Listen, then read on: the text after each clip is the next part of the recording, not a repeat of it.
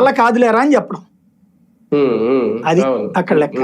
అంతేగాని పవన్ రాజు ఇప్పుడు పొన్నం ప్రభాకర్ లాంటి వాయిస్ కాదు అది. ఆ స్థాయిలో అనలేదు. పొన్నం ప్రభాకర్, అనిరుద్ రెడ్డి, వీరేశం లాంటి వాయిస్ కాదు ఇది. అడ్డూరు లక్ష్మణ్ వాళ్ళ మాటల వాయిస్ కాదు ఇది. కేటీఆర్ కర్ర వెరక్కుండా పాము చావకుండా మాట్లాడాడు. ఎవరిని మాట్లాడనీలేదు చూడండి బీఆర్ఎస్ లో.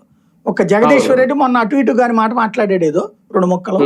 అదే పాకిస్తాన్ మాట్లాడినట్టు మాట్లాడుతున్నాడు, పాకిస్తాన్ ఉండాల్సినోడు అన్నాడు. నువ్వు వస్తే ఎవరు వద్దన్నారు అన్నాడు. అంతవరకు అయిపోయింది. ఏదో పర్మిషన్ ఇస్తే పోయేది కదా, ఎందుకు అనవసరంగా అన్నాడు. అంతే. అక్కడ ఆ తర్వాత నిన్న కేటీఆర్ మాట్లాడాడు. వాళ్ళ పార్టీ ఎవరు మాట్లాడలేదు, లేకపోతే వాళ్ళు రెచ్చిపోయి మాట్లాడేవాళ్ళు కదా. అంటే బీఆర్ఎస్ నుంచి వాళ్ళు చెప్పాల్సింది డైరెక్ట్ కేటీఆర్ రూపంలో చెప్పేశారు, ఇంకెవరో మాట్లాడలేదు. కానీ కాంగ్రెస్ నుంచి రేవంత్ సైలెంట్ గా ఉన్నారు, మిగిలిన నాయకులు అందులో మాట్లాడారు. అది రేవంత్ తెలియకుండా మాట్లాడారు, రేవంత్ తెలియకుండా నిన్న సభకి పర్మిషన్ ఇవ్వలేదు అనేది పవన్ కళ్యాణ్ భావిస్తున్నారు. అది రేవంత్ డబుల్ గేమ్. ఆ గేమ్ లో పవన్ కళ్యాణ్ కూడా పావు, అంతకు మించేం లేదు. చంద్రబాబు గారు జనసేన అందరినీ, జనసేన వాళ్ళని సంతృప్తిపరచడం, ఇతన్ని ఏం అనలేదు కాబట్టి.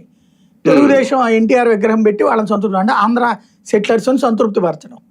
అదే సందర్భంలో అదే హైదరాబాద్ లో తెలంగాణ సెటిలర్స్ సంతృప్తి పరిచే బాధ్యత పొన్నం ప్రభాకర్. ఇదివరకు కాంగ్రెస్ పార్టీలో, తెలుగుదేశంలో ఇది మన రాష్ట్ర విభజన టైంలో సమైక్యాంధ్ర తెలంగాణ అని ఇద్దరు ఒకే పార్టీలో కూర్చొని మాట్లాడతారు చూడండి.